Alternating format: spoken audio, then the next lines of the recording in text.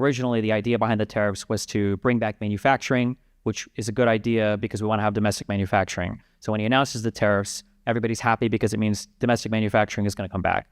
But then when he gets rid of the tariffs, then it's good because it was a negotiation, but I'm not entirely sure what for. Hey everyone, welcome back to the channel. So today we're watching something that honestly caught me off guard.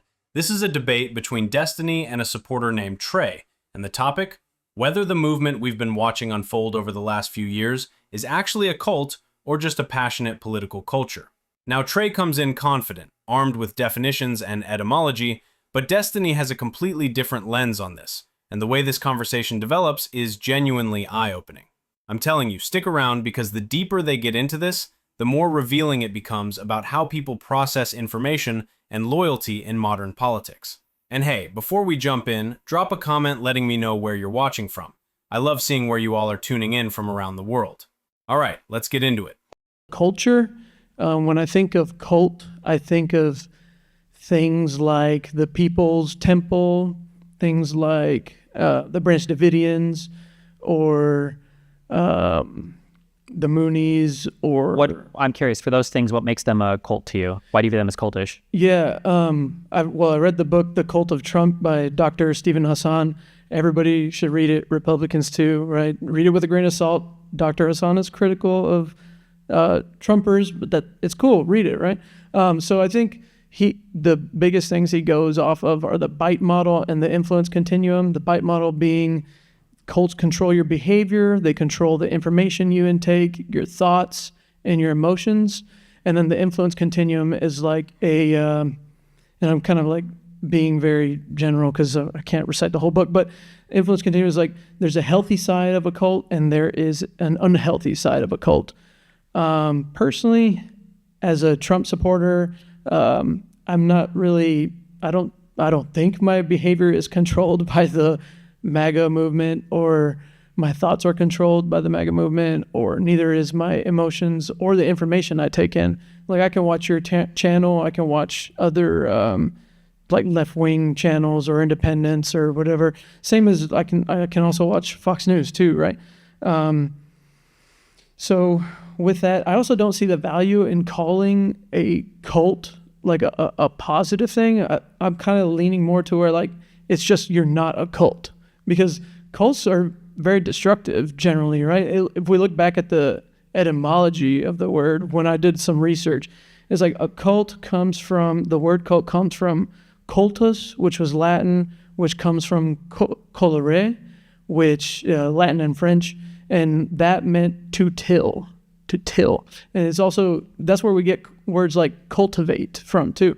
And then colere in French is anger. It's like a direct translation to anger. So that's where I think we get like an emotional attachment to the word cult.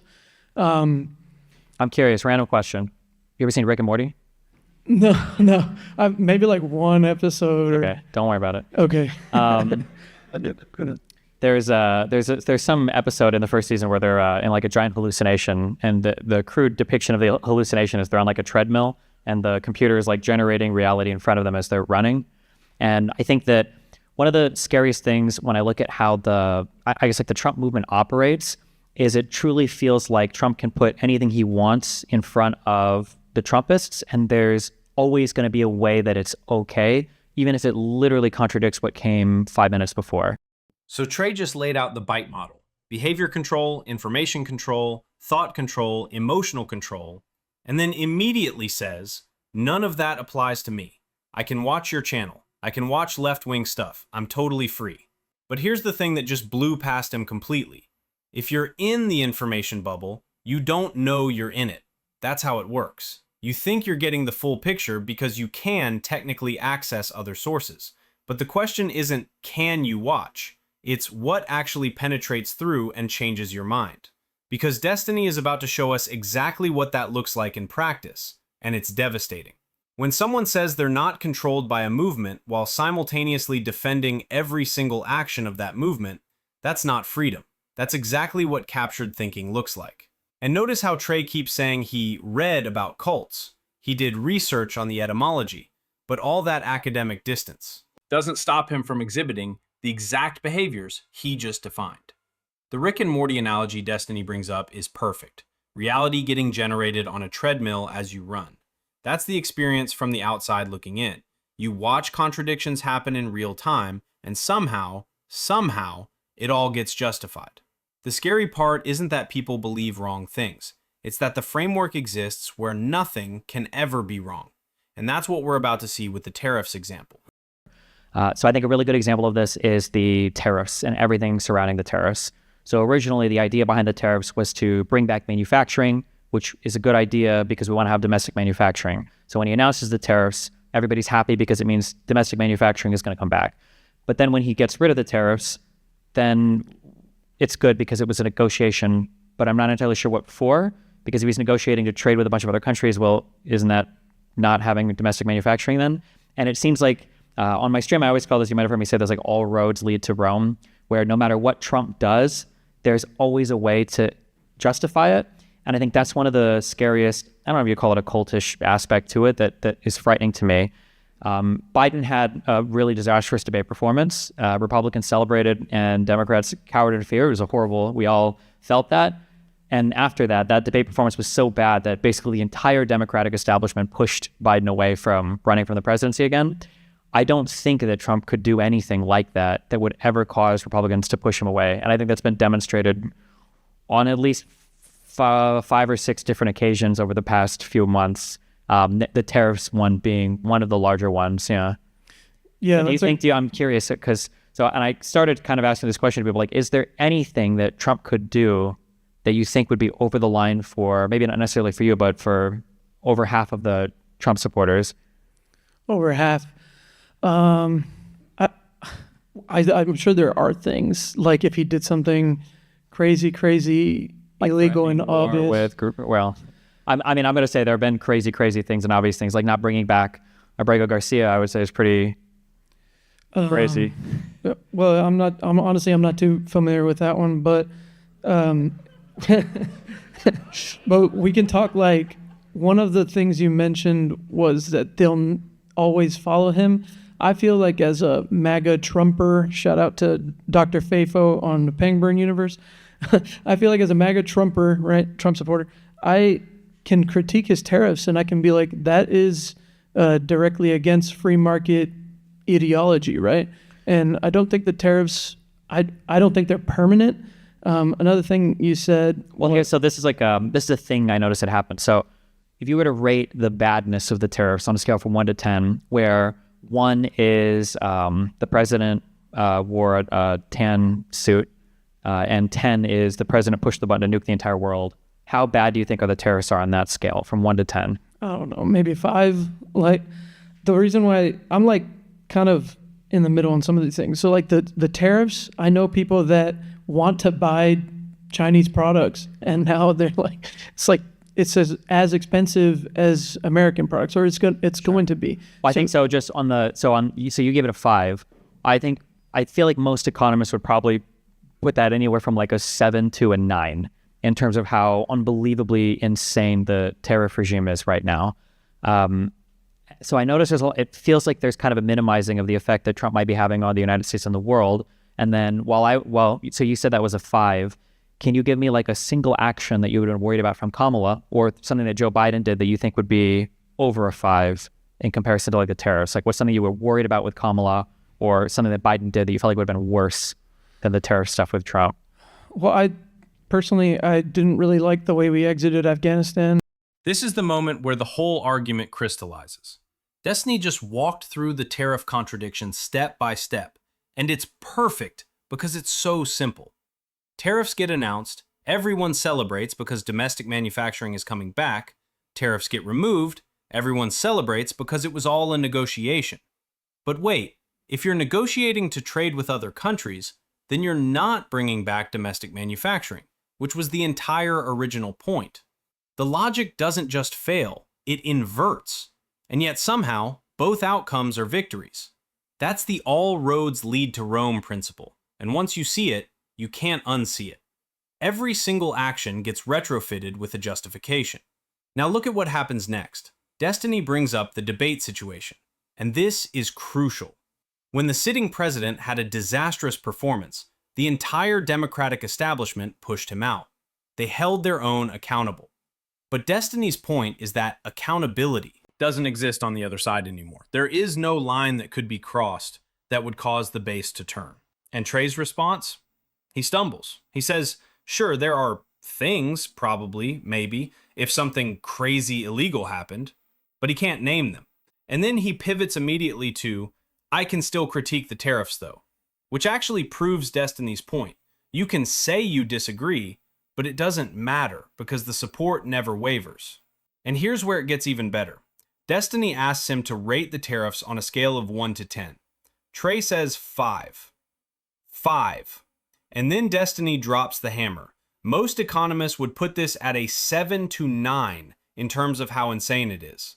That gap right there, that's the minimization happening in real time.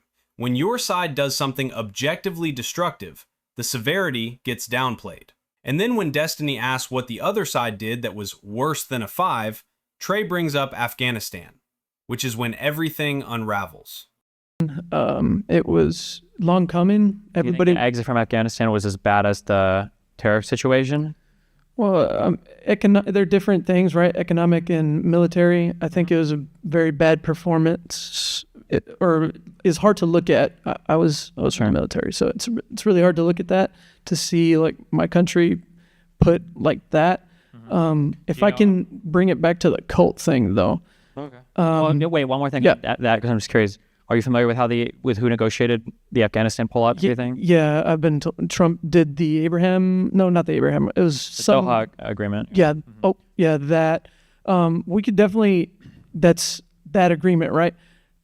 I don't even want to talk about this. But Sorry, we don't have to. But then I noticed that there's like this. It's this. People laughed earlier when you said you weren't as familiar with the Abrego Garcia thing. Is because it seems like in the MAGA world, I personally don't subscribe to that cult model. Not because I don't believe it, but I just haven't researched enough on it. But you brought up the I part, which is the information control. Yeah. And it's the idea that like, if I were to ask a Trump person about like trans sports, they could give me like 15 different competitions where a trans woman, just won over some cisgender women. But then if I ask like, oh, have you heard about this? This green card or visa holder who was deported with no due process to a slave camp in another country, the only country he was, ordered by our courts not to be deported back to, and it was in violation of a TRO by signing an order on a Friday night and then shipping this guy to the country, like an unbelievable set of circumstances. And it's like, well, I really don't know anything about that. But like in Riley, by the way, and it's just like, it feels like we just moved. It's like, okay, yeah. But same thing with the Afghanistan thing. Like one of the big complaints that Trump had leaving office was that the deep state was, fighting against him, and they wouldn't listen to his orders. And one of the orders that he reportedly gave was he wanted to draw down everybody out of Afghanistan before he left. And I think it was Mattis that said, "We're not doing that. I'm just going to ignore that." So it's just, that's an interesting issue to have when I feel like the negotiation for the Doha agreement was horrible. More soldiers died in Afghanistan under Trump than they did under Biden during the pullout. And the dead soldiers there is tragic, but man, we were not set up to leave well at all. we were. With the deportation, I think whatever's within the law, whatever the law allows, I'm good with that. So this is another thing that's really scary to me is when people say whatever the law is, because Donald Trump will tell you what he thinks the law is all the time. So if Donald Trump decides to deport a citizen and he says, well, I think that in the Constitution it says naturalized citizens don't count as people who like came here and were lawful permanent residents and then were naturalized under citizens, I don't think they count. Then that's the scary part, I think, from our end, is that Trumpers will say, oh, well, as long as it's following the law, and he says it's following the law, therefore he can do that. And it's like, well, in that case, we can basically justify anything. Yeah. I'm scared of, what do you call it? Disappearances. Trey brings up Afghanistan like it's his trump card. Finally, something worse than the tariffs. Except Destiny immediately asks, do you know who negotiated the withdrawal? And Trey fumbles. He's been told it was the Doha agreement, but he clearly hasn't looked into it. The audience laughs when Destiny mentions the Garcia case because Trey admits he doesn't know about it either. And that's when Destiny exposes the information control in the most surgical way possible. He says, ask any supporter about trans sports and they'll give you 15 examples off the top of their head. But ask about Garcia, a green card holder deported to a slave camp with no due process in violation of a court order, and it's complete silence. That is textbook information curation. You're fed endless culture war stories that keep you angry and engaged, but the actual human rights violations, the constitutional crises, radio silence. And then more soldiers died under the previous administration in Afghanistan than during the withdrawal under the current one. So the whole Afghanistan critique just collapses. But here's where it gets really dark. Trey says, whatever the law allows, I'm good with that. And Destiny's response should terrify everyone, because the leader tells you what the law is. If he decides naturalized citizens don't count and starts deporting them, and he says it's legal, then what? You've just handed over all authority to one person's interpretation. That's not rule of law. That's authoritarianism with a legal veneer. And Trey's final response is chilling. He says he's scared of disappearances too. He agrees it's bad, but the structure is already in place, where as long as someone claims legality, the base goes along with it. That's the system. That's the cult behavior. And that's why this conversation matters so much. So what do you guys think of this? Leave your thoughts down in the comments, please like and subscribe, and I will see you in the next video.